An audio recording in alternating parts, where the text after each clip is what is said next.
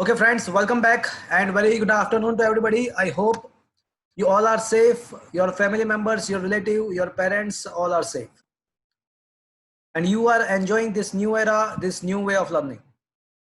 Friends, we are discussing capacitor. Last lecture, we had discussed some important shortcuts, and regarding on that, we also had solved some numerical. Today, we are going to discuss the different kind of capacitors. As I have told you earlier, that there are three kind of capacitors are present. There are many kind of capacitors are there, but in your syllabus, three kind of capacitors are there. Number one, parallel plate capacitor. Number two, spherical capacitor, and number three, cylindrical capacitor. So friends, बहुत सारे capacitors हो सकते हैं. बहुत सारे capacitors हो सकते हैं. जैसे कैपेसिटर का डेफिनेशन क्या है? A system of two isolated conductors is defined as a capacitor. अब वो conductors, are you able to hear me clearly? क्या मेरी आवाज आपकी तरफ आ रही है क्लियरली? Yes sir. हाँ सर. तो फ्रेंड्स, दो कंडक्टर कोई भी हो सकता है, कोई भी टाइप का दो कंडक्टर हो सकता है. तो with respect to that different kind of capacitors are possible. हमने अब तक जो डिस्कस किया था वो पैरेलल प्लेट कैपेसिटर डिस्कस किया है, एंड उसका जो फॉर्मूला है पैरेलल प्लेट कैपेसिटर का, the formula was epsilon not a upon D. That was the basic formula of the parallel plate capacitor. हमने वो दो प्लेट के बीच में अलग अलग मीडियम डाल के, अलग अलग मीडियम को डाल के हमने दूसरे अलग अलग कैपेसिटेंस भी फाइंड किया है, but that all thing is considered to be a parallel plate capacitor. Apart from that, आज हम जो करने वाले हैं वो सिलिंड्रिकल एंड स्फेरिकल कैपेसिटर का फॉर्मूला भी आज हम डिराइव करने वाले हैं. तो फ्रेंड्स, आपके मोबाइल के अंदर ये पीडीएफ का ब्लैंक पेज आपके मोबाइल में शो हो रहा है? Yes sir. Yes sir. Okay, fine. तो अभी हम चैप्टर नंबर 2 के जो न्यूमेरिकल्स है, मैं वो न्यूमेरिकल्स यहाँ पे अभी शेयर करने वाला हूं. Okay, are you able to see the numericals on your mobile? Yes sir. Yes sir. Okay, fine. तो मोस्टली इलस्ट्रेशंस आर ओवर. बहुत सारे एक्सरसाइज के अब बोलिए, कोई पूछना चाहता है कुछ? Anybody wants to ask anything? Okay, exercise के भी बहुत सारे क्वेश्चंस हमने डिस्कस किए हैं, and right now I am going to discuss the question number. Okay,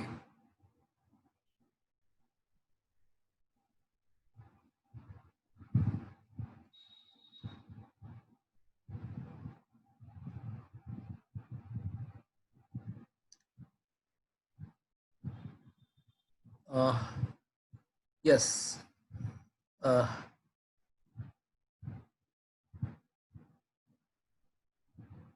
आज का लेक्चर बहुत ही इंटरेस्टिंग होने वाला है फ्रेंड्स. क्वेश्चन नंबर 29 देखो. क्या क्वेश्चन क्या है देख लो एक बार. क्वेश्चन ऐसा है, a spherical capacitor consists of two concentric spherical conductors held in a position by suitable insulating supports as per the figure. Show that the capacitance of this combination can be given by something something something. तो यहाँ पे देखो, यहाँ पे भी दो conductor तो है ही है, यहाँ पे भी दो कंडक्टर है, दोनों कॉन्सेंट्रिकली है, बट दोनों के बीच में देखो, दोनों के बीच में कनेक्शन नहीं है. तो अगर कोई भी टाइप के दो कंडक्टर एक दूसरे से इलेक्ट्रिकली कनेक्टेड नहीं है, एक दूसरे से इलेक्ट्रिकली कनेक्टेड नहीं है, तो that definitely consider to be a, बताओ क्या कह सकते हैं हम उसको? कैपेसिटर. कैपेसिटर बोल सकते हैं. तो यहाँ पे दो कॉन्सेंट्रिक स्फेरिकल शेल है, दोनों के बीच में वैक्यूम है या और कोई मीडियम, इंसुलेटिंग मीडियम हो सकता है, मतलब कंडक्टिंग मीडियम नहीं है, मतलब वो सेपरेटेड है. तो मुझे इस सिस्टम का I want to find the capacitance of this system. यहाँ पे जो मेथड दिया हुआ है वो थोड़ा अलग है, मैं अलग मेथड से करवा रहा हूँ। I am going to solve this question by very easy method. तो फ्रेंड्स, यहाँ पे मुझे फाइंड करना है कैपेसिटेंस, और यहाँ पे जो सिस्टम है वो स्फेरिकल कंडक्टर का सिस्टम है। उसके लिए मुझे कैपेसिटेंस फाइंड करना है। या सर कोई मुझे बताएगा कैपेसिटेंस वैसे होता क्या, मतलब capacitance C is equal to क्या करना चाहिए मुझे? Q by V। Very good, C is equal to sir Q by V। Sir एक मिनट। अब मुझे ये बता दो कि Q बाई V में Q बाई V के अंदर V क्या है? वोल्टेज। पोटेंशियल है, हाँ, पोटेंशियल है, गलत गलत। Q बाई V के अंदर V क्या है वो बता दो। बोल्ट, बोल्ट, उसका यूनिट तो वोल्ट होता है, but I am not asking that question. Q by V के वो जो कैपेसिटेंस का फॉर्मूला है, पोटेंशियल डिफरेंस। हाँ अब सही पकड़े। Q बाई V के अंदर जो V है वो पोटेंशियल डिफरेंस होता है। That is the potential difference between the two conductor. वो दो कंडक्टर के बीच का पोटेंशियल डिफरेंस होता है। ओके तो यहाँ पे मैंने यहाँ पे दो कॉन्सेंट्रिक कंडक्टर यहाँ पे मैंने आपको शो किया हुआ है। अच्छा, कोई क्वेश्चन पूछना चाहता था, बोलो क्या पूछना चाहते हो? Yes sir. सर कैपेसिटर्स में सेपरेशन बिटवीन द सेंटर्स होता है या सरफेसेस? नहीं, क्या बोल रहे हो आप? कंडक्ट कैपेस नहीं, मेरी बात सुनो। कोई दो ऑब्जेक्ट है, उसके बीच में कोई दो कंडक्टर है, तो दोनों कंडक्टर के बीच में कोई इलेक्ट्रिकल कनेक्शन नहीं होना चाहिए। जैसे यहाँ पे एक ये छोटा सा एक स्फीयर है और उसके बाजू में दूसरा स्फीयर है, तो इसको हम कैपेसिटर बोल सकते हैं। बट अगर इन दोनों को मैं कंडक्टिंग वायर के साथ, मतलब ये कोई मेटल वायर के साथ कनेक्ट करता हूँ, तो वो डेफिनेशन वॉइड हो जाएगा, डेफिनेशन वायलेट हो जाएगा, तो ये इसको कैपेसिटर नहीं बोल सकते। मतलब दोनों के बीच में कोई इलेक्ट्रिकल कनेक्शन नहीं होना चाहिए, कंडक्टिंग वहां पे कुछ नहीं होना चाहिए। तो अगर कंडक्शन मतलब कंडक्टिंग नहीं है, दोनों के बीच में कोई कनेक्शन नहीं है, तो उसको कैपेसिटर बोलेंगे, अगर है तो नहीं बोलेंगे। मतलब सेंटर की तो बात ही नहीं है यहाँ पे। सेंटर की क्या बात है यहाँ पे? सेंटर के साथ उसको कुछ लेना देना ही नहीं है। Is it clear? Yes sir.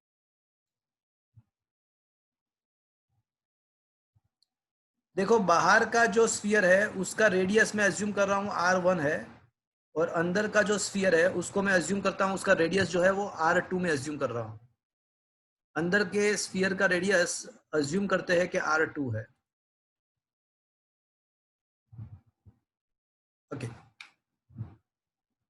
अब करना क्या है यहाँ पे? मुझे यहाँ पे कैपेसिटेंस फाइंड करना है। तो जैसे आपने ही बताया कि भाई कैपेसिटेंस फाइंड करने के लिए हमको क्या करना पड़ेगा, हमको करना पड़ेगा Q बाई V करना पड़ेगा। एंड मैंने बताया कि V क्या है, तो कि भाई पोटेंशियल डिफरेंस है।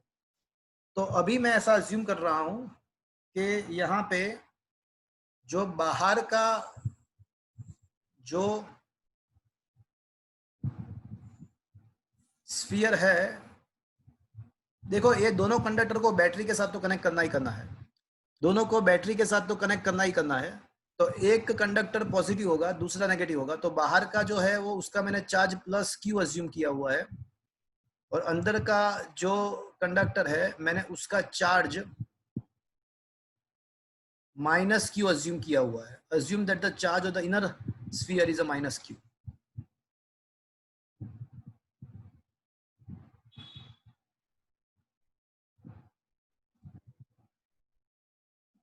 Let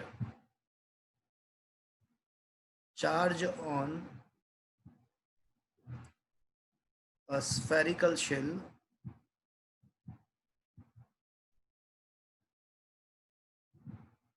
having radius R1 and N2 and R2 is plus Q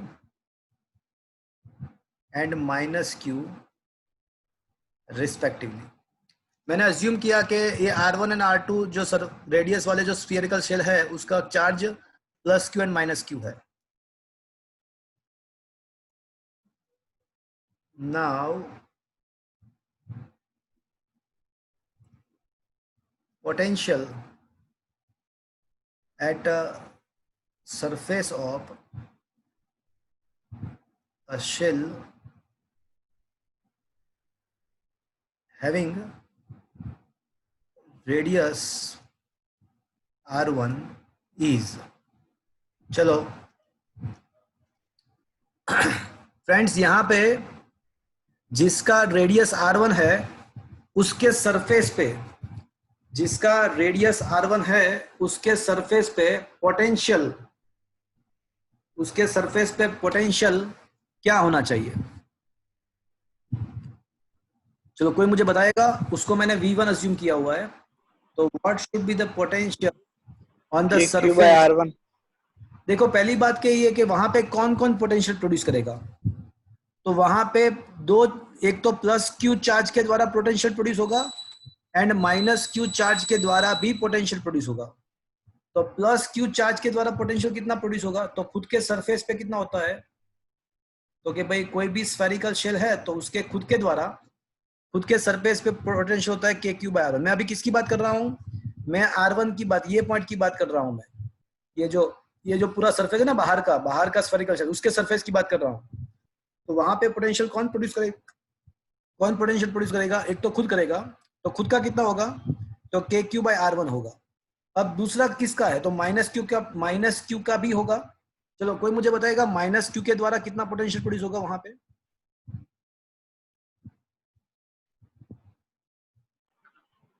minus, हाँ बोलो। Minus K Q by R2।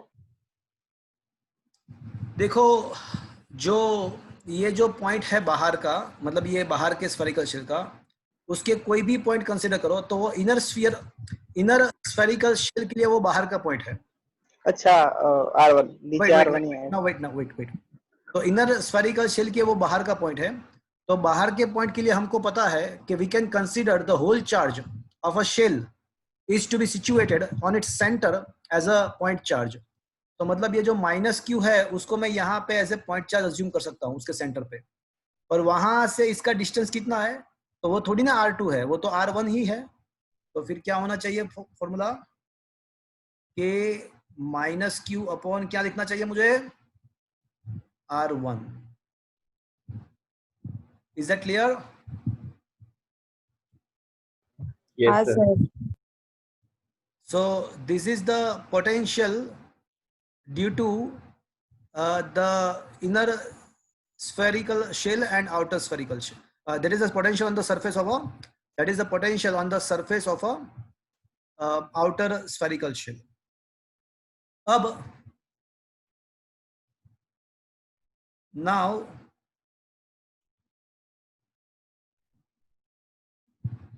potential on the surface of a shell having a radius R2 is, चलो अब V2 के बारे में सोचते हैं। तो मुझे ये बताओ कि अब ये जो पॉइंट है, अंदर का पॉइंट है, वहां पे पोटेंशियल कितना होगा?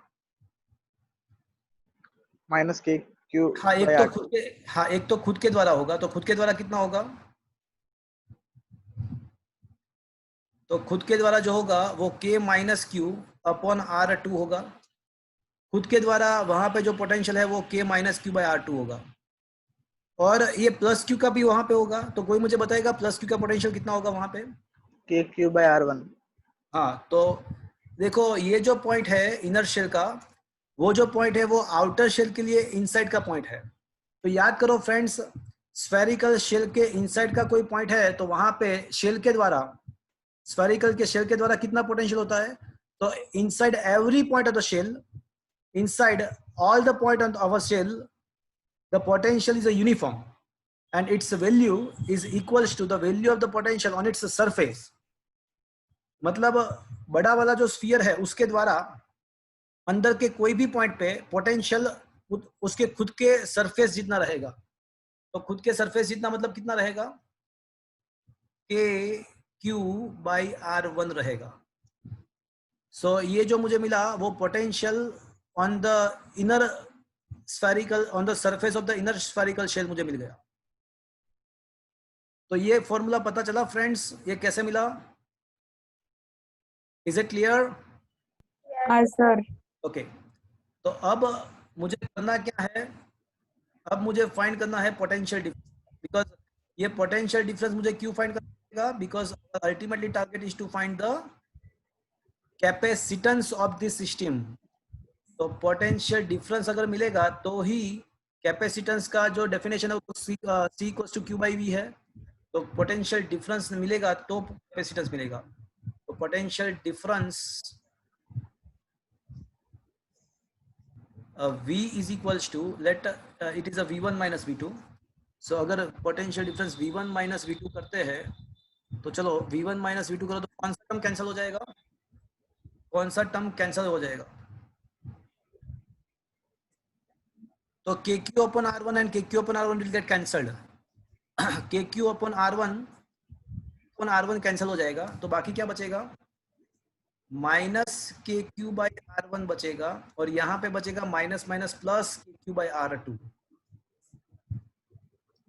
V1 माइनस V2 अगर करते हैं तो KQ by R1 minus KQ by R1 get cancelled. अब minus KQ by R1 minus minus plus KQ by R2 बचेगा। तो KQ अगर कॉमन लेते हैं तो यहाँ से अगर KQ कॉमन लेते हैं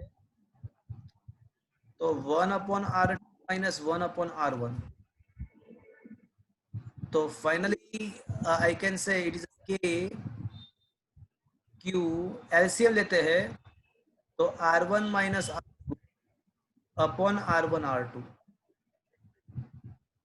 अब ये जो पोटेंशियल डिफरेंस है उसको मैं V बोल देता, इसको मैं V बोल देता हूँ। So finally I can say potential difference V is equal to K के बदले में क्या लिख सकता हूँ, in place of K I can write 1 upon 4 pi epsilon naught, numerator में Q तो रहेगा ही रहेगा, into R1 minus R2 upon R1 R2। Now capacitance C is equal to हमको पता है कि क्या होता है, Q बाई V होता है। तो अगर Q बाई V को सब्जेक्ट को इक्वेशन बना देते हो आप, देखो ऊपर जो फॉर्मूला लिखा हुआ है उसमें से Q बाई V को सब्जेक्ट को इक्वेशन बना दो तो क्या रहेगा राइट साइड, तो क्या बचेगा बोलो, 4 pi epsilon not R1 R2 upon R1 minus R2, R1 R2 upon R1 minus R2। और यही चीज तो मुझे प्रूव करना था, और इसी चीज को तो मुझे प्रूव करना था। तो फ्रेंड्स ये मुझे मिल गया कैपेसिटेंस का फॉर्मूला भी मुझे मिला।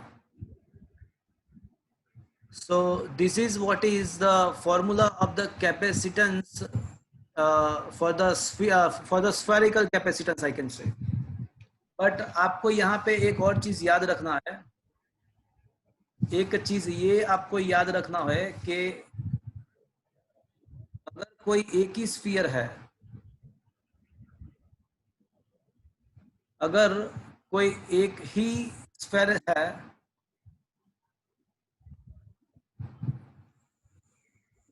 capacitance of a system of only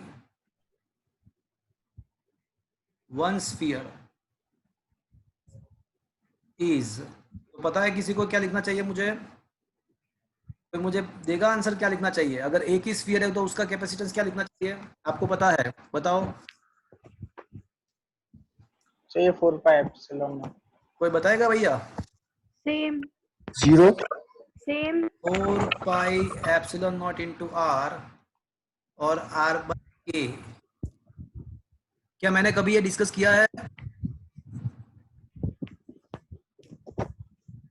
no sir. Okay, तो अगर एक ही, देखो ये तो डिस्कस किया था मैंने कि अगर एक ही स्फीयर है तो उसका दूसरा, आपको ऐसा सोचना है कि इंफिनिटी पे है, और एक अगर एक बी स्फीयर है तो उसका भी चार्ज कैरिंग कैपेसिटी तो है ना, वो भी चार्ज कैरी करता ही है, तो उसका भी कुछ ना कुछ कैपेसिटेंस होता ही है। तो उसका जो कैपेसिटेंस है, मैं इसको प्रूव कर देता हूं, मैं इसको प्रूव ही कर देता हूं। तो अगर एक ही स्फीयर है तो उसका कैपेसिटेंस याद रखना है आपको, आर बाई के या 4 पाई एप्सिलॉन नॉट होता है, उसका मैं प्रूफ भी दे देता हूं आपको।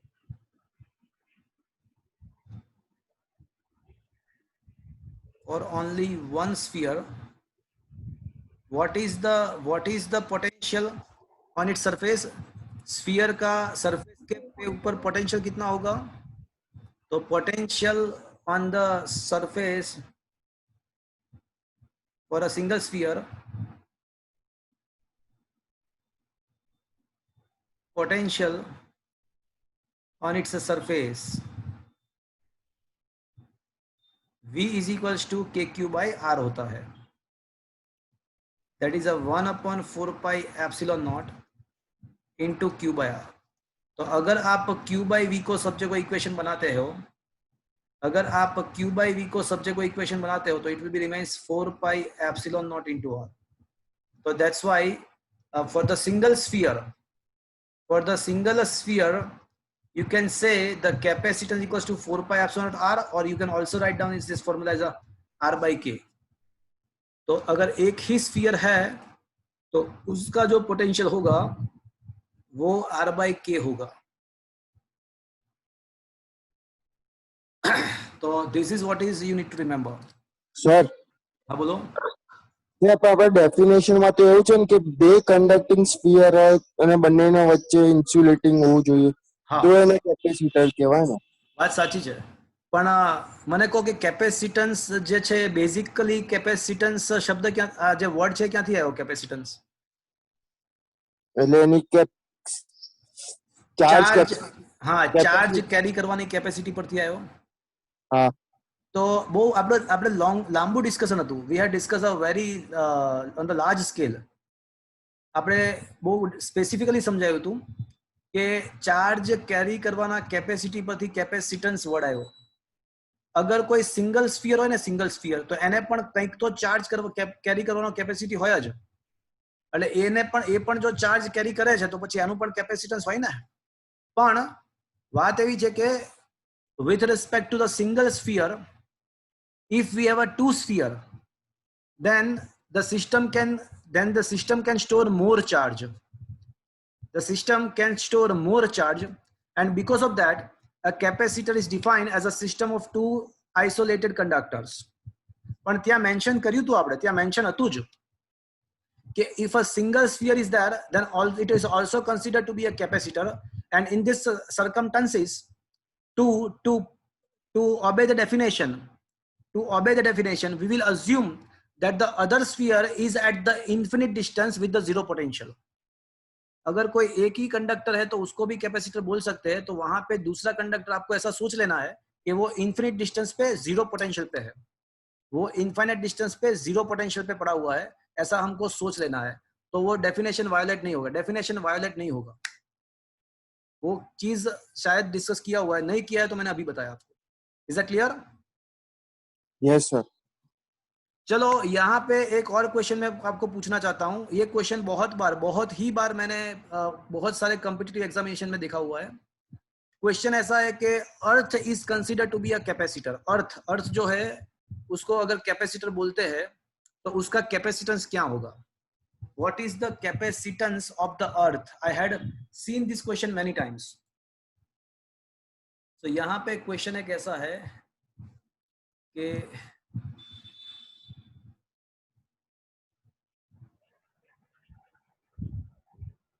capacitance of a earth. Sir infinity જશે ને કે ચાર્જ કેરી બહુ બધો કરી શકે, ચાર્જ આપી શકે લઈ શકે। તો થોડું લાઉડલી બોલો ને, સંભળાતું નથી, ફરી વાર એકવાર। સર એટલે કે આ ઇન્ફિનિટી જશે ને કેપેસિટન્સ અર્થનો। કેમ ઇન્ફિનિટી હોય? સર એમ કે ચાર્જીસ લઈ શકે છે દઈ શકે છે જેટલા લેવા હોય એટલા દેવા હોય ઇલેક્ટ્રોન્સ ગેઇન કરી શકે લૂઝ કરી શકે કેટલા પણ વાત સાચી પણ શું થાય કે એની આસપાસ એર નો મોલેક્યુલ્સ હોય તો એક ટાઈમ તો એવું આવી જાય કે ડાઇલેક્ટ્રિક બ્રેકડાઉન થવા લાગે અર્થ પોતાની ચાર્જ પોતાને કેરી કરવાની બહુ બધી છે પણ ડાઇલેક્ટ્રિક બ્રેકડાઉન પછી એ પણ નહીં કરી શકે તો for sphere capacitance can be given by formula r by k where r is the radius.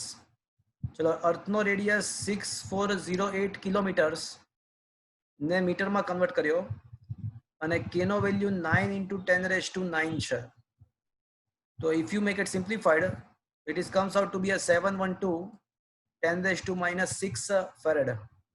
So if anybody now and onwards if anybody asks what is the capacitance of the earth then the answer is 712 microfarad. तो अर्थ no जे capacitance છે એ 712 microfarad છે. So this is what is the capacitance of the earth. So friends what you had learned here, अगर दो sphere concentric है तो उसका capacitance 4 pi epsilon not r1 r2 upon r1 minus r2 है. कोई एक ही स्फीयर है तो उसका capacitance 4 pi epsilon naught into r only और r बाई k है और उसके द्वारा हमने अर्थ का भी कैपेसिटेंस यहाँ पे फाइंड कर लिया. So it is a very very interesting question. हमने क्वेश्चन नंबर 29 से डिस्कस किया.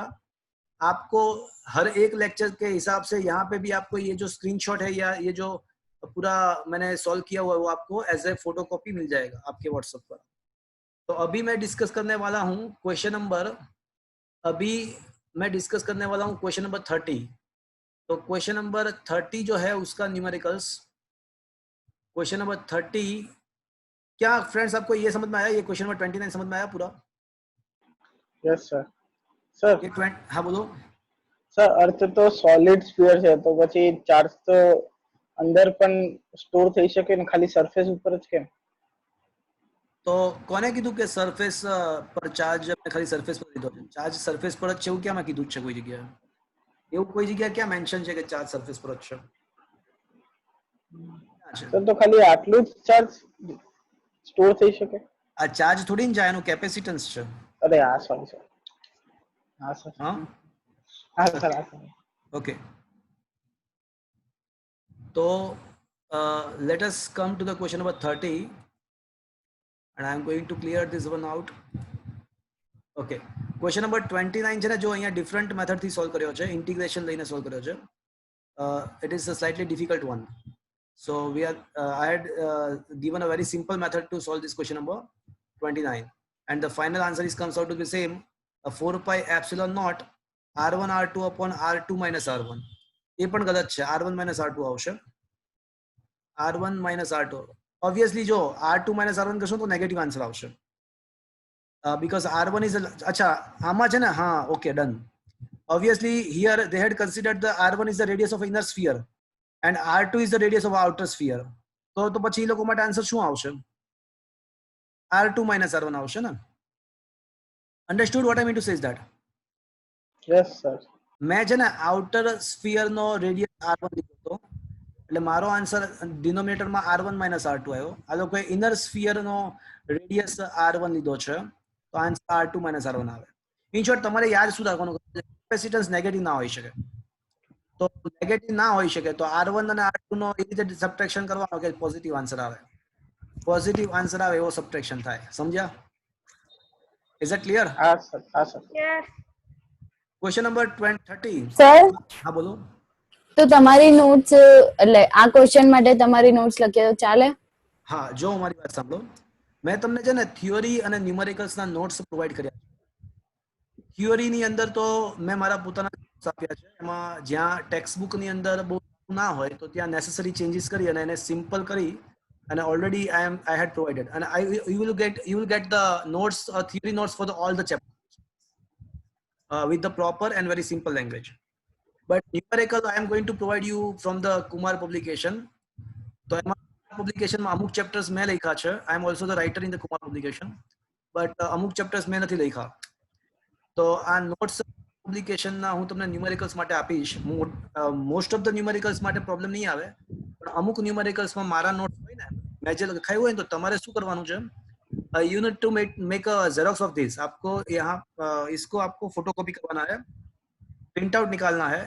तो प्रिंट आउट सिंगल साइड निकालना है. सिंगल साइड निकालना है तो जो क्वेश्चन मैंने दूसरे मेथड से करवाया है, तो आपको क्या करना है, सामने जो ब्लैंक पेजेस होगा तो वहां पे आपको मेरा मेथड लिख देना है. Operation you need not to worry about that. Is that clear? Yes, sir. Okay, fine. तो अगर कोई न्यूमेरिकल्स में अलग मेथड से, मैंने बहुत सारे, एक चैप्टर में मैंने 5-7 क्वेश्चन अलग मेथड से करवाया है, और मैंने आपको हर एक न्यूमेरिकल्स के फोटोकॉपी मैंने व्हाट्सएप में भेजा हुआ है. तो ये आपका रिस्पॉन्सिबिलिटी है कि जो क्वेश्चन मैंने अलग मेथड से करवाया है तो आप उसको अच्छे से, जहां पे आप फ्यूचर में रीड कर पाओ, वहां पे लिख लो. ओके. Question number 30.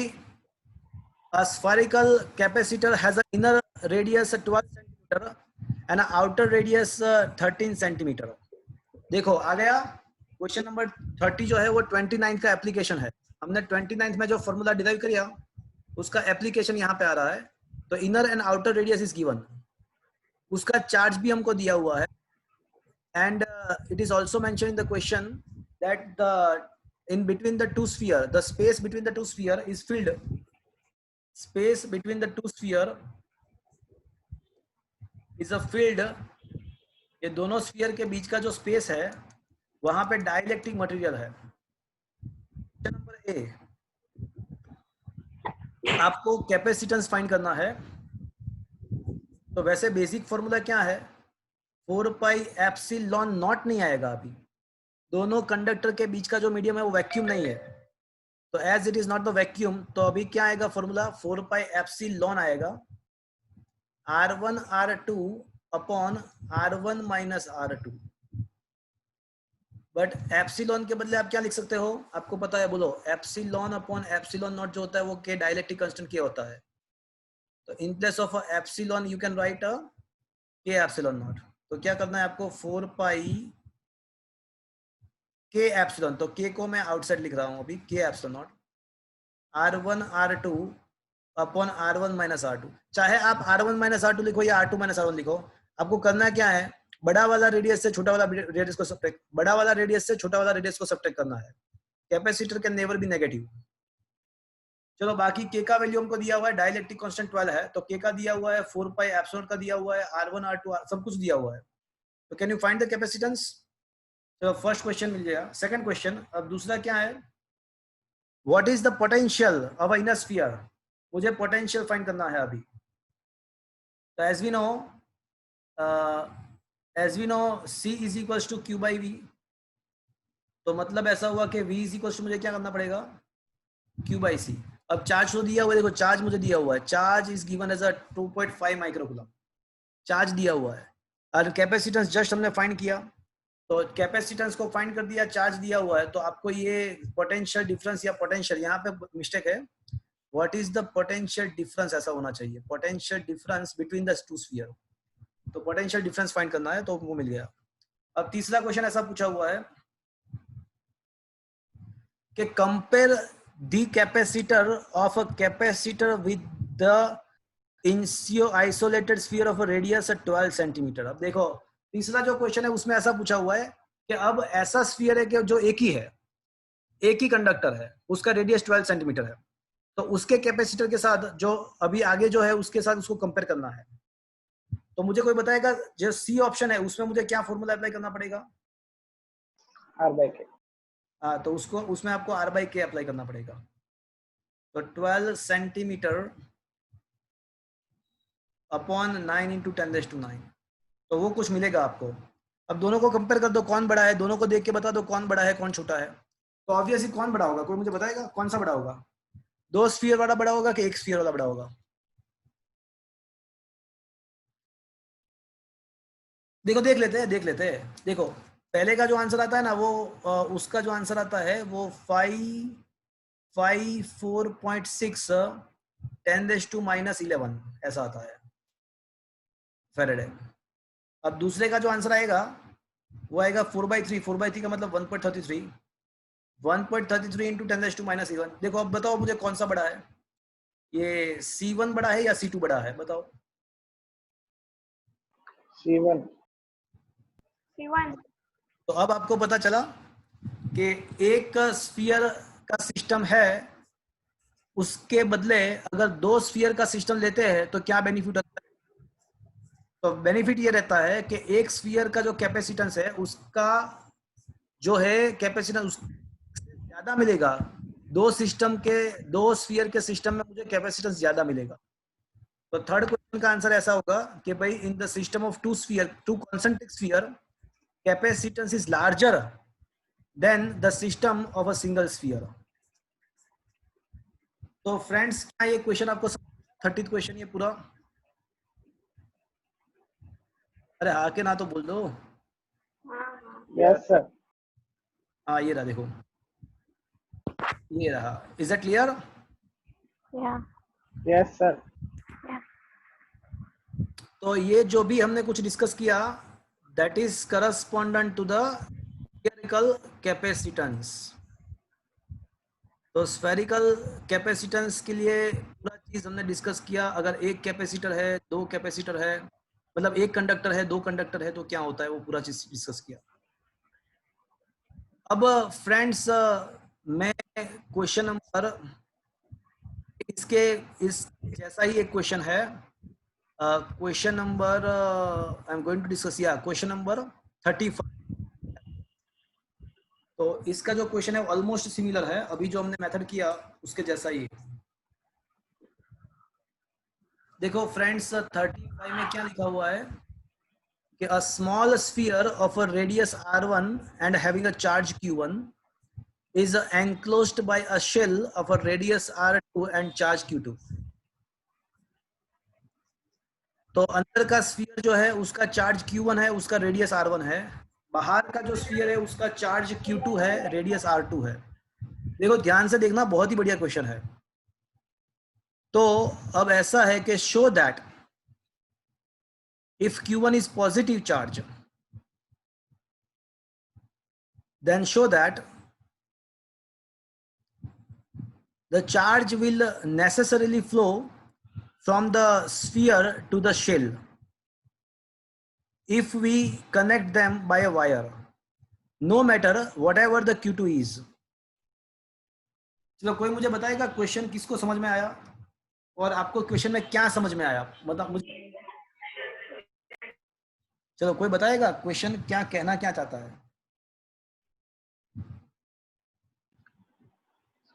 सर मतलब दोनों स्फीयर को कनेक्ट करवा रहे हैं और करंट फ्लो करवा रहे हैं और पोटेंशियल मतलब इक्वल कर रहे यहाँ हैं। पे प्रूव क्या करना है, सोच के मुझे बताओ कि क्या प्रूव क्या करना है यहाँ पे।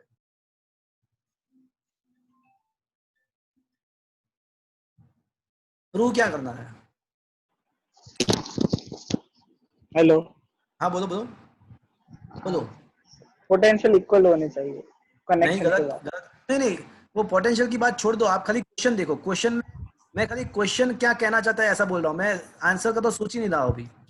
क्वेश्चन क्या बोलना चाहता है, क्वेश्चन कहना क्या चाहता है, अभी वो खाली वो बताओ मुझे, बोलो। Q1 પોઝિટિવ ચાર્જ ફ્લો કરશે એવું? ના ના ના એવું નથી, એટલે ખાલી ક્વેશ્ચન समझवाना मुझे।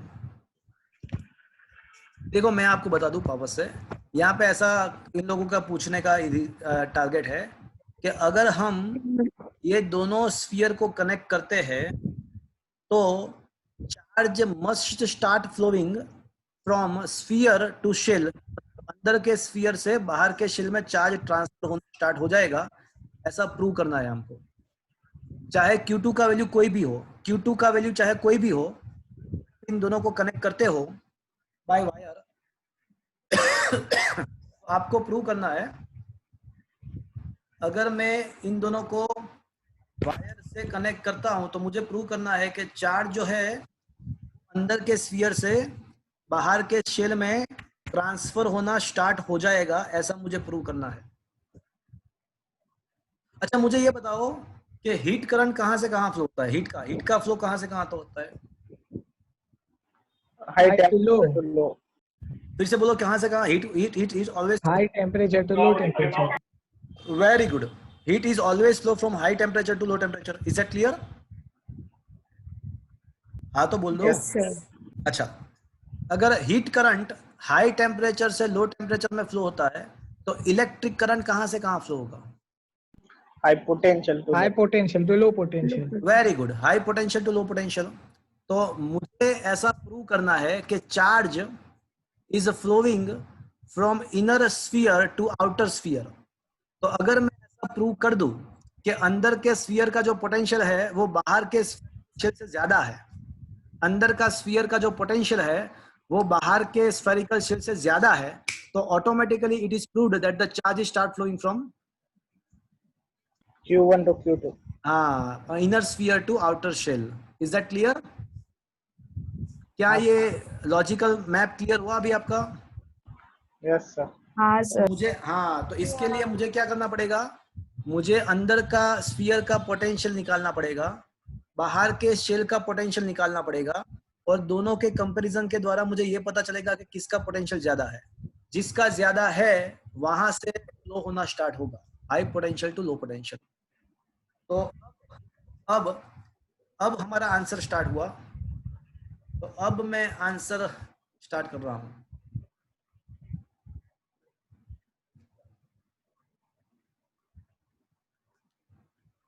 चलो, potential on a outer shell. चलो, बाहर के शेल पे पोटेंशियल को मैं V1 अज्यूम कर रहा हूं, तो V1 इज इक्वल क्या होना चाहिए?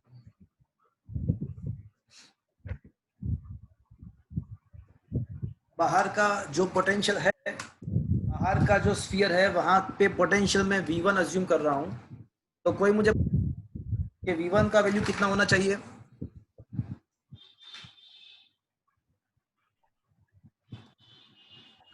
K Q2 upon R2 plus K Q1 upon R2. देखो यहाँ पे V1 का जो वैल्यू होगा वो वहां पे पोटेंशियल किसके द्वारा प्रोड्यूस होगा? तो एक तो पोटेंशियल खुद के द्वारा प्रोड्यूस होगा, इनर शेल के द्वारा भी प्रोड्यूस होगा, दोनों के द्वारा प्रोड्यूस होगा। खुद के द्वारा कितना होगा वो देख लेते हैं। पहले खुद के द्वारा पोटेंशियल कितना होगा वो देख लेते हैं। Just a minute, okay. तो खुद के द्वारा कितना होगा? तो KQ2 अपॉन R2 जितना होगा, और अंदर का जो स्फीयर है उसके द्वारा कितना होगा? अच्छा, आउटर का जो है उसको मैं V2 बोलूंगा, बिकॉज उसका रेडियस 2 है ना, तो उसको V2 बोलूंगा। तो आउटर शेल का potential V2 is equal to खुद का KQ2 बाय R1, एंड अंदर के जो स्फीयर है उसके लिए तो वो बाहर का पॉइंट है, और बाहर के पॉइंट के लिए वो खुद का पॉइंट ऐसे पॉइंट चार्ज बिहेव करेगा, वो as a point charge behave करेगा सेंटर पे। तो सेंटर पे Q1 और उसका डिस्टेंस जो है वो R2 है, तो KQ2 Q1 अपॉन R2। तो this is the potential on the outer shell. अब ये बताओ कि potential on a inner sphere कितना होगा? उसको V1 अज्यूम करते हैं, तो खुद के द्वारा कितना होगा? KQ1 बाई R1, और बाहर का जो स्फेरिकल शेल है उसके लिए वो अंदर का पॉइंट है। तो हमको पता है कि for the point inside the spherical shell at every point the potential is remaining uniform and that will be equal to the potential on its surface। अंदर का कोई भी पॉइंट है तो स्फेरिकल शेल के द्वारा कितना पोटेंशियल होगा? उसके खुद के सरफेस जितना। तो खुद के सरफेस जितना मतलब कितना होगा? KQ2 bye R2। अब एक काम करते हैं, पोटेंशियल डिफरेंस निकालते हैं, V1 माइनस V2। चलो, अगर V1 माइनस V2 करते हैं तो कौन कैंसिल हो जाएगा? फ्रेंड्स, ये V1 एंड V2 मैंने लिखा, उसमें समझ में आया सबको? Yes sir. Okay. चलो, अब ये V1 माइनस V2 कितना होगा, कोई बताएगा मुझे?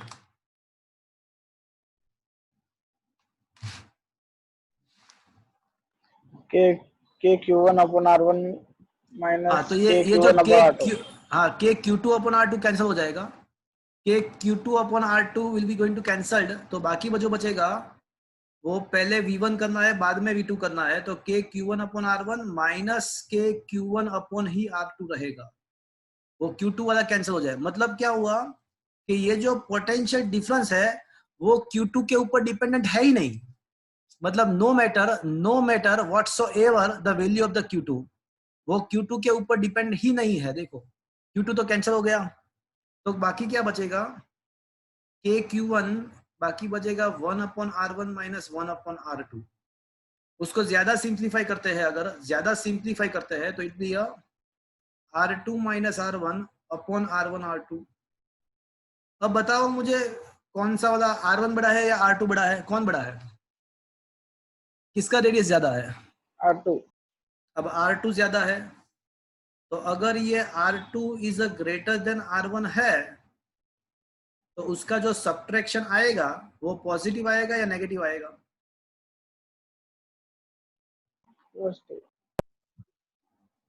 जो सब्ट्रैक्शन आएगा वो तो पॉजिटिव आएगा, मतलब ये जो टर्म है वो पॉजिटिव आएगा, मतलब ये जो यहाँ पे ये जो टर्म आपको दिख रहा है वो पॉजिटिव होगा। और वैसे क्वेश्चन में बताया हुआ है कि Q1 भी पॉजिटिव है, तो ये मतलब सारा कुछ पॉजिटिव हो गया। तो V1 माइनस V2 जो सारा है वो पॉजिटिव मिला, तो उसका मतलब कि V1 is greater than V2। तो मतलब किसका पोटेंशियल ज्यादा है, अंदर का पोटेंशियल ज्यादा है कि बाहर के सरफेस का पोटेंशियल ज्यादा है, किसका ज्यादा है? अंदर। तो इसका मतलब ऐसा हुआ कि अगर दोनों को कनेक्ट करते हो तो चार्ज कहां से कहां फ्लो होना स्टार्ट हो जाएगा?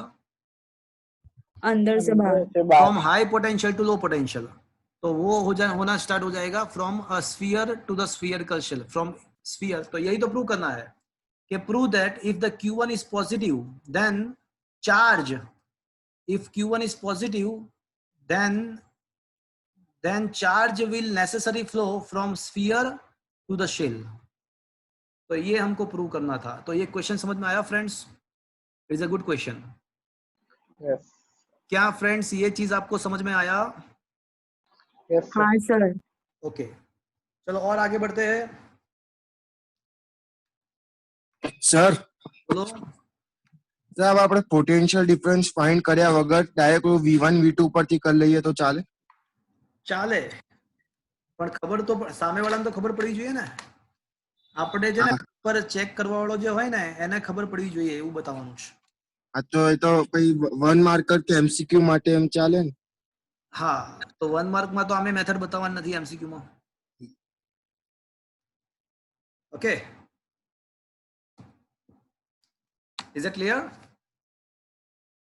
तो देखो और एक क्वेश्चन है, इसको भी मैं क्लियर कर रहा हूं। ओके अब आप क्वेश्चन नंबर 36 तक है। ओके देखो या दैट इज क्लियर। ओके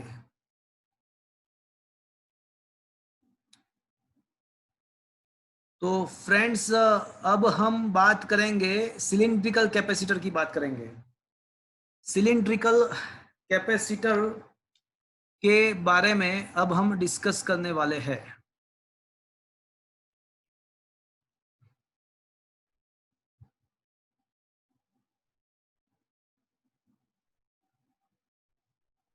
ये रहा question number 17। A long charged cylinder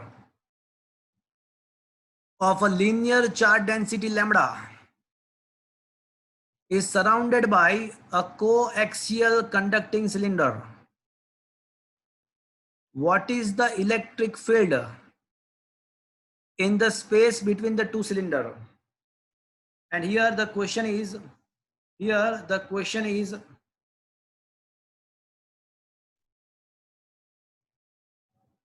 also find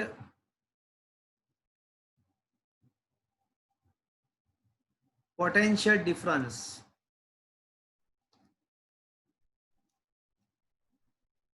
तो यहां पे ऐसा क्वेश्चन है कि एक वायर है उसका एक चार्ज्ड लीनियर डिस्ट्रीब्यूशन है, उसका लीनियर चार्ज डेंसिटी लैम्बडा है। तो उसके आजू बाजू में हमको दो सिलिंड्रिकल सरफेस अज्यूम करना है, उसका रेडियाई अज्यूम करो कि ए एंड बी है, उसका रेडियस ए एंड बी है। तो मुझे उसका इलेक्ट्रिक फील्ड भी फाइंड करना है वहां पे, और पोटेंशियल डिफरेंस भी फाइंड करना है। तो उसके लिए मैं अभी व्हाइट बोर्ड शेयर कर रहा हूं फ्रेंड्स। व्हाइट बोर्ड में शेयर करने वाला हूं। ये बहुत ही अच्छा क्वेश्चन है। यहाँ पे कुछ बच्चे गायब हो गए, 3 बच्चे चले गए। फ्रेंड्स आप ऐसा मत करो। कसी यहाँ पे क्या कोई किन बच्चों का, कुछ बच्चों का माइंड सेट हो गया है कि 1 घंटा होने के बाद कैंसिल मत चले जाना है। ऐसा नहीं होता है। बहुत ही बढ़िया क्वेश्चन है। सिलिंड्रिकल कैपेसिटर की बात करने वाले हैं हम। पहले क्वेश्चन एक बार फिर से समझ लेते हैं। यहाँ पे एक इनफाइनाइटली लॉन्ग वायर दिया हुआ है, लीनियर चार्ज डेंसिटी उसका लैम्बडा है। उसके आजू बाजू में आपको एक कोएक्सियल केबल, मतलब 2 सिलिंड्रिकल सरफेस आपको सोचना है, जिसका रेडियस एक का ए है, दूसरे का बी है। तो फ्रेंड्स मुझे यहाँ पे पोटेंशियल डिफरेंस निकालना है और इलेक्ट्रिक फील्ड भी निकालना है, और potential difference and electric field के बाद हम उसका कैपेसिटेंस भी निकालेंगे। तो ये सारा कुछ है। तो उसके लिए मैं व्हाइट बोर्ड शेयर कर रहा हूँ। बहुत ही अच्छा क्वेश्चन है, आपको ये JEE नीट में भी बहुत ही बेनिफिट करेगा। अभी मैं व्हाइट बोर्ड शेयर करके ये पूरा क्वेश्चन एक्सप्लेन करने वाला हूँ। ओके, सो क्या आपके मोबाइल के स्क्रीन पे व्हाइट बोर्ड आ रहा है friends? Yes sir. Okay fine. Question number कौन सा था ये? किस क्वेश्चन नंबर कौन सा था? 17 होगा शायद से। ओके,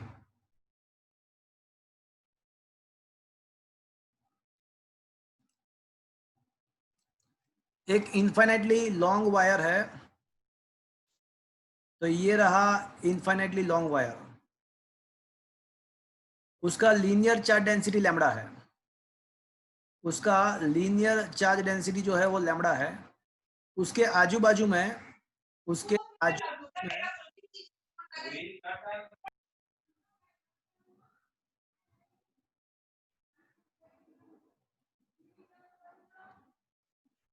आजू बाजू में आपको कंसीडर करना है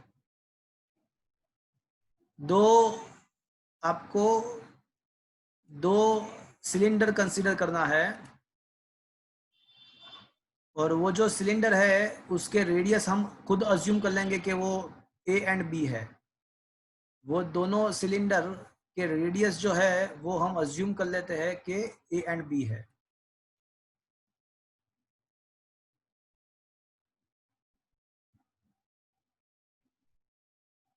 ओके,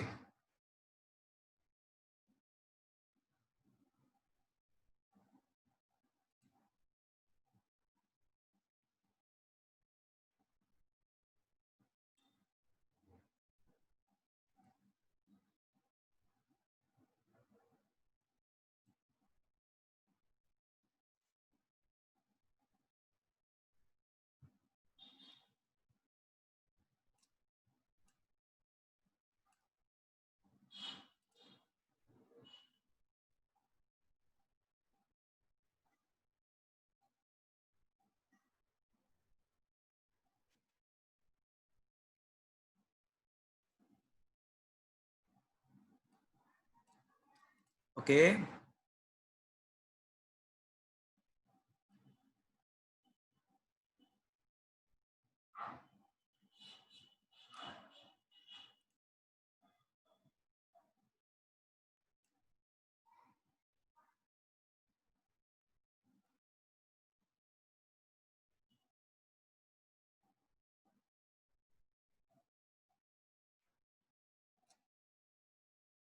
तो ये 2 कॉन्सेंट्रिक सिलेंडर्स है। उसके बीच में से एक वायर पास हो रहा है, उसके बीच में से एक वायर पास हो रहा है जिसका लीनियर चार्ज डेंसिटी लैम्बडा है। ओके, तो मुझे ये सिस्टम का कैपेसिटेंस फाइंड करना है। ये जो सिस्टम है उसका कैपेसिटेंस, इसका जो लीनियर चार्ज डेंसिटी है वो लैम्बडा है।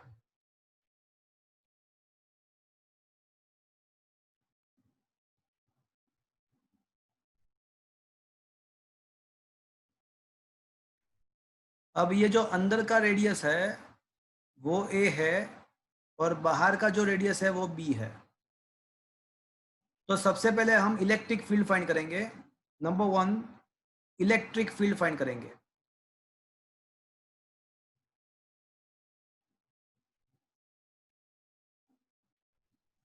So to find the electric field, applying the Gauss's theorem. So वो तो हमने ऑलरेडी किया हुआ है चैप्टर नंबर 1 में। चैप्टर नंबर 1 में हमने ऑलरेडी ये किया हुआ है। Integration E dot dA is equal to charge enclosed upon permittivity. और ये सब सारा कुछ हमने कर दिया था कि भाई यहाँ पे क्या होता है कि इलेक्ट्रिक फील्ड वायर के रेडियली आउटवर्ड डायरेक्शन में होता है। तो ये जो सर्कुलर पार्ट है, सर्कुलर पार्ट का फ्लक्स 0 होता है, सर्कुलर पार्ट का फ्लक्स 0 होता है। और जो सिलिंड्रिकल पार्ट है वहां का फ्लक्स मिलता है हमको तो 2 पाई RL। और जो चार्ज एंक्लोज्ड होता है वो, अगर ये सिलेंडर का लेंथ L है, अगर ये सिलेंडर का लेंथ अगर L है तो जो चार्ज एंक्लोज्ड होगा वो हमको पता है कि कितना चार्ज एंक्लोज्ड होगा, लैम्डा इंटू L। ये सब हमने किया हुआ है, L गेट कैंसल्ड। तो इलेक्ट्रिक फील्ड का जो फॉर्मूला है एट द डिस्टेंस R, यानी eight the point at the distance R can be given at the point P at the distance R can be given by lambda upon 2 pi epsilon not into 1 upon R. You can also write this formula as a 2k lambda by R. वो already हमने first chapter में ये सब चीज हमने किया हुआ है। तो ये इलेक्ट्रिक फील्ड वाला तो जो है ना वो तो ऑलरेडी हमने किया हुआ है, उसका कोई टेंशन नहीं है, वो हमने किया था। अब मैं फाइंड करूंगा पोटेंशियल डिफरेंस। तो अब जो सेकंड पार्ट है इसका वो है पोटेंशियल डिफरेंस।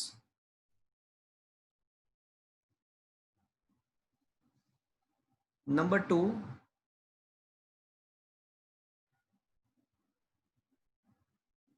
Potential difference. तो फ्रेंड्स आपको शायद याद होगा VA minus VB is equal to minus integration B to A E dot dr, if you remember.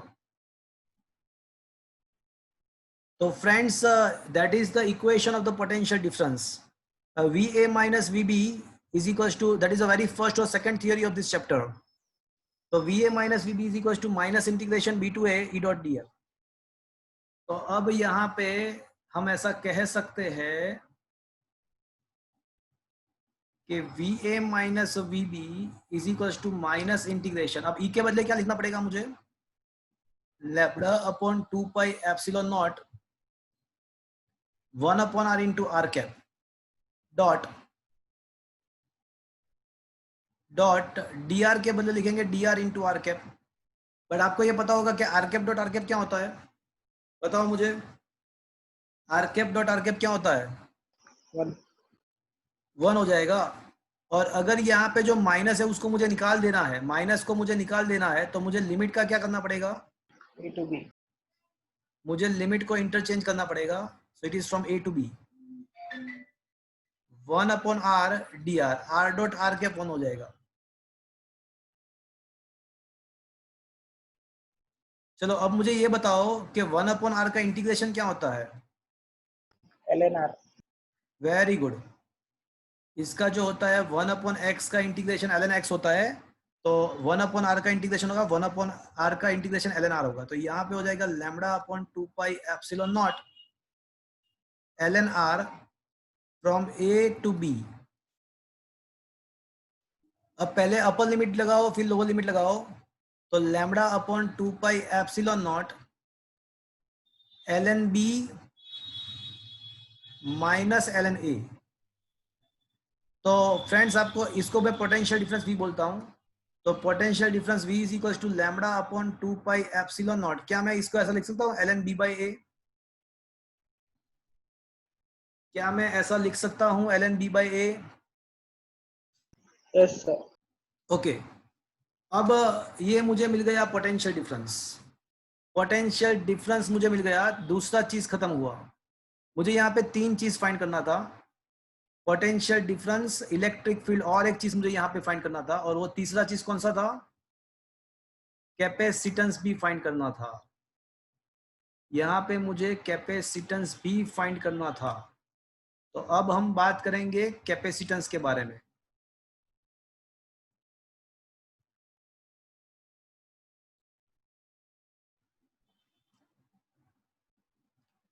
देखो कैपेसिटेंस का डेफिनेशन क्या होता है फ्रेंड्स?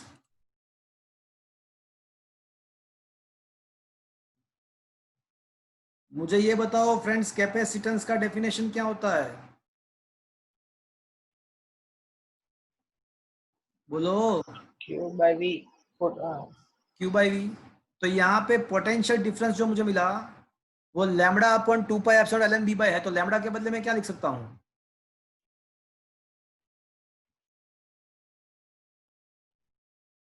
लैम्बडा के बदले में क्या लिख सकता हूँ फ्रेंड्स?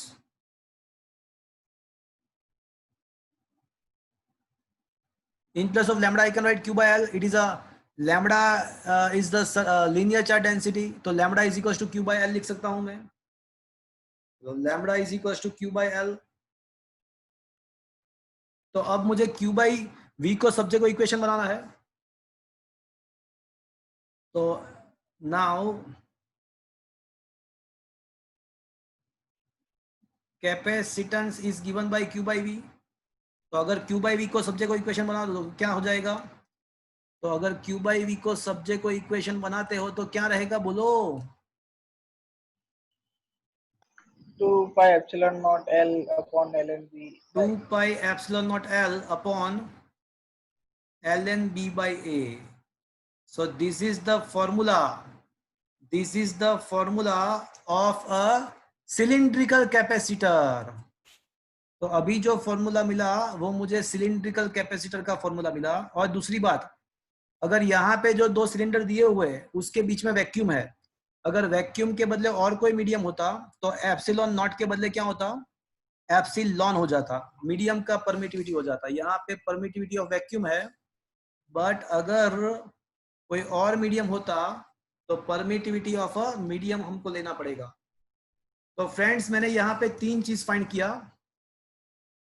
मैंने यहाँ पे एक तो ये सिलिंड्रिकल के लिए मैंने वो दोनों सिलेंडर के बीच में इलेक्ट्रिकल फील्ड फाइंड किया, फिर दोनों सिलेंडर का पोटेंशियल डिफरेंस मैंने निकाला, और उसके ऊपर से मैंने ये जो सिस्टम था उसका कैपेसिटेंस फाइंड किया। तो ये 3 चीज यहाँ पे एक साथ किया। उसमें जो पहला चीज था वो तो हमने फर्स्ट चैप्टर में ही प्रूव किया हुआ था। जो फर्स्ट जो पार्ट था वो तो चैप्टर 1 में ही प्रूव हो गया था। अगर वेक्टर फॉर्म में लिखते हैं तो ये हो जाएगा 2k lambda by r into R cap. Okay, तो ये जो फर्स्ट पार्ट था वो तो ऑलरेडी डिस्कस फर्स्ट चैप्टर में ही हो गया था। बाकी 2 चीज ये चैप्टर में हमने डिस्कस किया। तो फ्रेंड्स सिलिंड्रिकल कैपेसिटर का क्वेश्चन यहाँ पे खत्म हुआ। It is a very important. तो क्या ये चीज समझ में आया फ्रेंड्स आपको? Yes sir. आपको याद रखना है 2 pi epsilon naught L ln b by a, where b is the radius of the outer shell, outer cylindrical shell, and a is the radius of the inner cylindrical shell.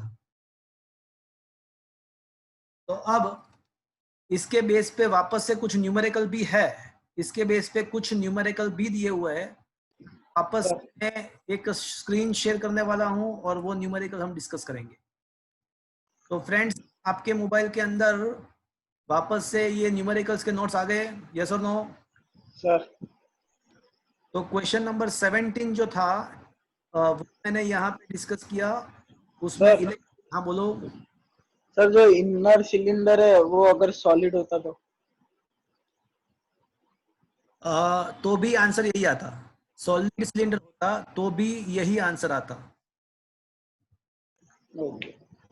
Because outside के point के लिए वो चाहे solid है या spherical shell है, outside के point के लिए वो लाइन ऐसे सेंटर का एक्सिस पे लाइन डिस्ट्रीब्यूशन ही बिहेव करेगा।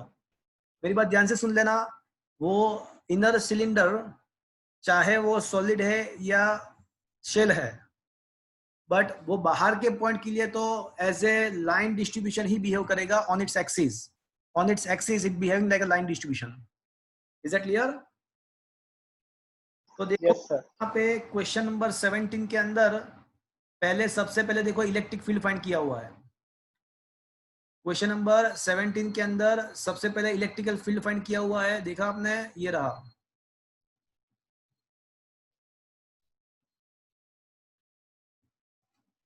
तो ये इलेक्ट्रिक फील्ड फाइंड किया है, ये रहा. उसके बाद देखो तो पोटेंशियल डिफरेंस फाइंड किया हुआ है और उसके बाद कैपेसिटेंस फाइंड किया हुआ है. देखो तीनों चीज फाइंड किया हुआ है. तो final answer 2 pi epsilon naught L upon ln b by a आ रहा है. देखा आपने. तो ये बहुत ही बढ़िया क्वेश्चन है. उसके अंदर सारा तीन चीज फाइंड किया हुआ है, electric field, potential and capacitance. अब उसके बेस पे एक क्वेश्चन है, क्वेश्चन नंबर 32. क्वेश्चन नंबर 32 पे आ जाते हैं. तो 32 क्वेश्चन देख लो एक बार. क्या मैं वो अभी होमवर्क में दे सकता हूँ? देखो तो एक बार क्वेश्चन नंबर 32 को देख लो. तो क्या can it be given to the homework? A cylindrical capacitor has a two coaxial cylinders of a length 15 centimeter and दूसरे का जो रेडियस लेंथ 15 सेंटीमीटर दिया हुआ है और दोनों का रेडियस 1.5 एंड 1.4 दिया हुआ है. Outer cylinder is earthened and the inner cylindrical is given a charge 3.5 microcoulomb. वो चार्ज दिया, उसको कोई मतलब नहीं है. तो क्या फाइंड करना है? Determine the capacitance of the system and the potential of inner shell. हाँ, तो पहले कैपेसिटेंस फाइंड करना है, उसके बाद पोटेंशियल फाइंड करना है. कैपेसिटेंस का फॉर्मूला हमने डिराइव किया है. कैपेसिटर का फॉर्मूला डिराइव किया है 2 pi epsilon naught L ln b by a. 2 से मल्टीप्लाई 2 से डिवाइड कर देंगे तो 4 पाई एप्सिलॉन, और 4 पाई एप्सिलॉन को 1 अपॉन k भी कह सकते हैं. तो ये फॉर्मूला में जस्ट आपको वैल्यू सब्स्टिट्यूट करना है और लॉग टेबल से लॉग का वैल्यू भी फाइंड करना है और just put the values and get the answer. और पोटेंशियल डिफरेंस के लिए फाइंड करना है, के लिए आपको क्या करना पड़ेगा? q by v. C is equal to q by v, तो v is equal to q by c. q आपको दिया हुआ है, c भी आपने फाइंड किया, तो पोटेंशियल डिफरेंस भी आपको मिल जाएगा. तो क्या ये 32 क्वेश्चन करवाने की जरूरत है आपको? देखो तो. No sir. तो फ्रेंड्स, आपके सिलेबस के अंदर 3 टाइप के कैपेसिटर्स है. Parallel plate capacitor, spherical capacitors and the third one is a cylindrical capacitor. तो ये तीनों कैपेसिटर के बारे में हमने आज डिस्कस किया. फ्रेंड्स, अब मैं ये आपको क्वेश्चन नंबर 31, ये जो 31 क्वेश्चन है, ये 31 क्वेश्चन मैं आपको होमवर्क में दे रहा हूँ, वो आप खुद ट्राई करना. उसमें अंदर 4-5 क्वेश्चंस है एसक्यू से. बोर्ड के एग्जाम में फ्रेंड्स एसक्यू आने वाले हैं, तो आप कंपल्सरीली उसको एक बार देख लो. अगर उसमें कुछ डाउट है तो मुझे पूछ लो. ये 31 क्वेश्चन एंड 36 क्वेश्चन. 36 क्वेश्चन में भी ये 3-4 एसक्यू जैसे क्वेश्चन है. तो ये दोनों क्वेश्चन मैं आपको खुद होमवर्क में दे रहा हूं, आप खुद करना ये ट्राई. 31st एंड 36 क्वेश्चन मैं आपको ये होमवर्क में दे रहा हूं. चलो, once again get back to the new numericals. Question number 22 बाकी है. Am I right? मुझे ये बताओ 21 हो गया या 21 बाकी है? 21 हो गया या बाकी है? बताओ.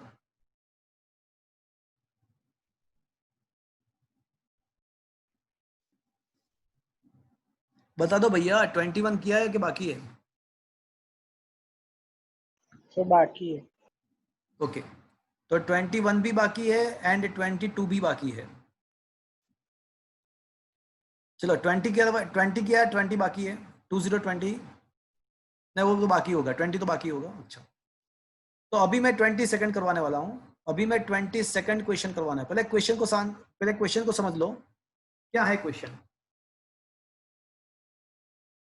Figure shows a charge array known as a quadrupole.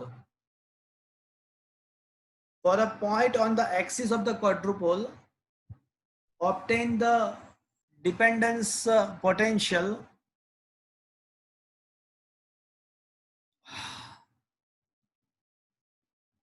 मतलब ये क्वाड्रुपोल का पोटेंशियल फाइंड करना है. और उसको कंपेयर करना है डाइपोल के पोटेंशियल के साथ। क्वाड्रुपोल किसको बोलते हैं? तो when the two dipole are arranged,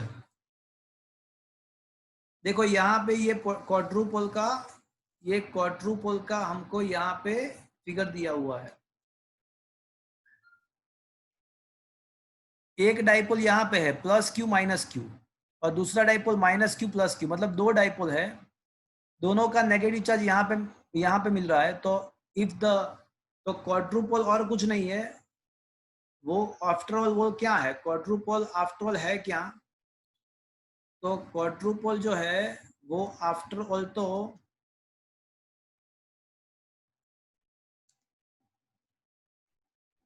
अच्छा, it is a system of a two dipole. A system of two dipole is defined as a quadrupole. अब मुझे उसका इलेक्ट्रिक फील्ड फाइंड करना है, तो मैं अभी व्हाइट बोर्ड में इसका पूरा क्वेश्चन मैं सॉल्व करवा रहा हूँ आपको, तो आपको अच्छे से समझ में आएगा। बट मैंने ये बताया कि क्वाड्रुपोल क्या है फ्रेंड्स आफ्टर ऑल, मुझे ये बता दो क्वाड्रुपोल क्या है after all. System of two dipoles. More precisely, it is the system of two dipole arranged in the opposite direction. उसना दोनों का डाइपोल मोमेंट अपोजिट डायरेक्शन में होता है। System of two dipole arranged in the opposite direction, this is what is the quadrupole.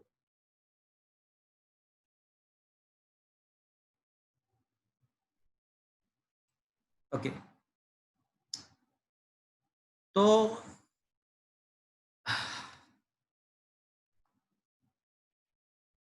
यहाँ पे जो charge है वो प्लस क्यू है, उसका नेगेटिव चार्ज यहाँ पे है माइनस क्यू, और दूसरा जो डाइपोल है उसका नेगेटिव चार्ज भी यहाँ पे ही है, दूसरा डाइपोल का भी नेगेटिव चार्ज यहाँ पे है। तो यहाँ पे मुझे क्या कहना चाहिए? रिजल्टेंट नेगेटिव चार्ज कितना हो जाएगा वहां पे? -2q. Is that clear?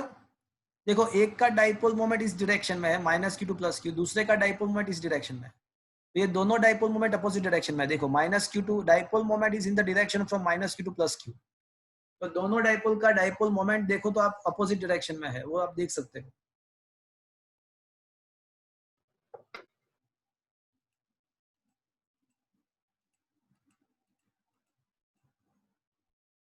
Okay, तो दोनों के डाइपोल मोमेंट अपोजिट डायरेक्शन में है।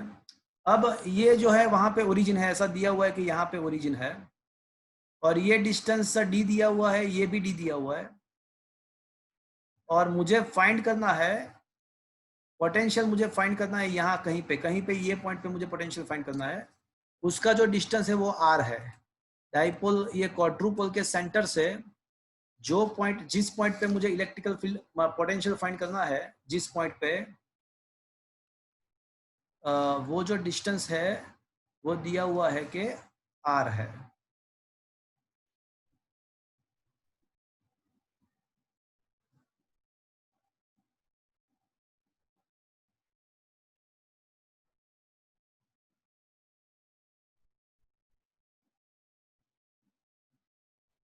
तो ये जो डिस्टेंस है वो दिया हुआ है कि आर है। ये डी है, ये भी डी है, और जिस पॉइंट पे मुझे इलेक्ट्रिकल फील्ड पोटेंशियल फाइंड करना है वो उसका आर है। तो पहले मुझे ये बता दो भैया कि ये पी पॉइंट पे पोटेंशियल किसके द्वारा मिलेगा? 3 चार्जेस. ऐसा कह सकते हैं 4 charge, there are 4 charges, 2 positive 2 negative, but क्या होगा कि 2 नेगेटिव चार्ज तो कंबाइंड हो गए, तो हम ऐसा कह सकते हैं कि 3 चार्ज के द्वारा पोटेंशियल प्रोड्यूस होगा। तो potential at the point P, V is equal to, I should say V1 plus V2 plus V3। चलो यहाँ से स्टार्ट करते हैं Q से। तो मुझे लिखा हो सबसे पहला फॉर्मूला मैं क्या लिखूंगा? सबसे पहले मैं क्या लिखूंगा, लिखाओ।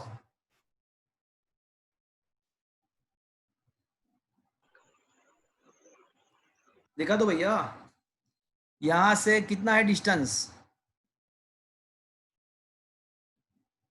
यहां से KQ upon D plus R. क्या होगा? फिर से बोलो। KQ upon D plus R. Very good. तो सबसे पहले सर जो फॉर्मूला मिलेगा वो के क्यू अपॉन मिलेगा मुझे R प्लस डी। चलो दूसरा क्या, सर दूसरे का फॉर्मूला बताओ। सर डायरेक्ट डाइपोल के पोटेंशियल ये से नहीं नहीं नहीं, सिस्टमेटिक करते हैं, वो नहीं आएगा। चलो दूसरे का बताओ, दूसरा पॉइंट का, दूसरा पॉइंट का क्या आएगा? -2 KQ upon के माइनस टू क्यू अपॉन क्या लिखना चाहिए मुझे? आर। अब तीसरे का क्या आएगा? तीसरे का, तीसरा यहाँ पे है। KQ upon R minus D. हाँ, तो ये जो डिस्टेंस होगा, ये डिस्टेंस वो ऑब्वियसली कितना होगा? ये पूरा आर है, ये डी है, तो हो जाएगा तीसरे का जो डिस्टेंस है वो आर माइनस डी होगा। क्या फ्रेंड्स ये समझ में आ रहा है? परी है वहां पे? परी?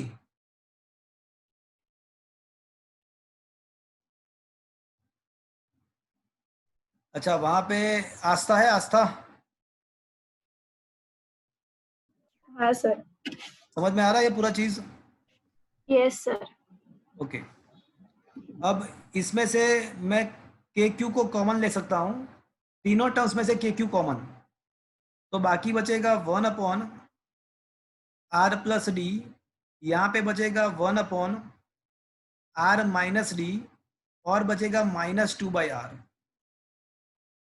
सभी में से मैंने के क्यू को कॉमन ले लिया, तो K Q common 1 upon R plus D plus 1 upon R minus D -2/r। चलो इसका एलसीएम लेते हैं, तो R minus D plus R plus D upon, देखो ये जो 2/r वाला जो है ना, 2/r वाला वो तो मैंने ऐसे का ऐसा ही रखा, 2/r वाला जो टर्म है वो ऐसे का ऐसा ही रखा, बट बाकी दो टर्म के एलसीएम लिया मैंने। तो क्या होगा कि plus D minus D cancel हो जाएगा, तो बचेगा क्या?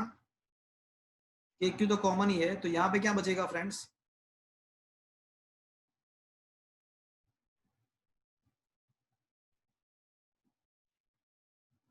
देखो अब मैं ये यहाँ से 2 को भी कॉमन ले सकता हूँ, 2 के क्यू कॉमन, अब क्या बचेगा? R upon R square minus D square -1 upon R. वापस से एक बार एलसीएम लेते हैं वापस से, तो ये हो जाएगा R square minus R square minus minus plus D square, R square minus plus D square upon R into R square minus D square. अब ये आर स्क्वायर कैंसिल हो जाएगा, तो ये हो जाएगा 2kq D square upon R into R square minus D square. तो ये जो फॉर्मूला मिला वही तो मुझे प्रूव करना था, वो लाना था। ये क्वाड्रुपल का पोटेंशियल डिफरेंस का मुझे फॉर्मूला मिला। अब यहाँ पे और एक चीज पूछा हुआ है। हाँ, मैं और एक बात बताऊं मैं आपको, एक और नया quantity, new quantity comes in the picture. 2q D square को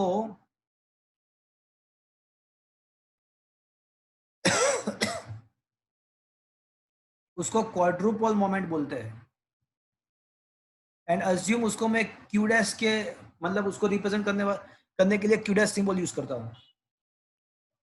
ये 2q डी स्क्वायर को क्वाड्रुपल मोमेंट बोलते हैं, तो कोई मुझे बताएगा उसका यूनिट क्या आएगा क्वाड्रुपल मोमेंट का? What should be the unit of the quadrupole moment? बताएगा कोई? Coulomb upon metre square. फिर से अरे बोलो। Coulomb metre square, coulomb metre हाँ, स्क्वायर।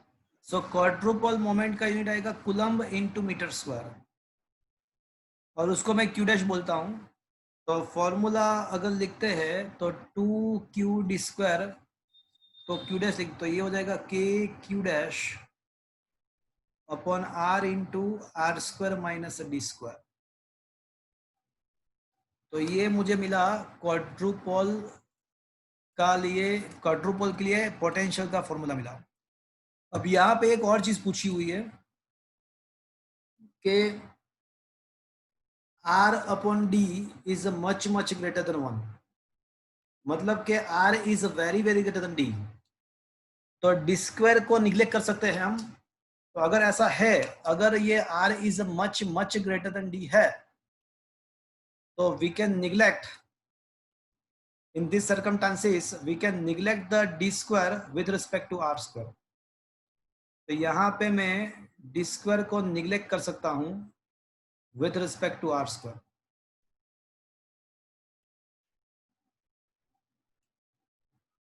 तो d स्क्वायर को निग्लेक्ट कर दो तो फॉर्मूला क्या मिलेगा? k q dash upon r cube। Neglecting d square तो फॉर्मूला मिल जाएगा k q dash upon r cube, मतलब k potential proportional to 1 upon r cube, while in the case of dipole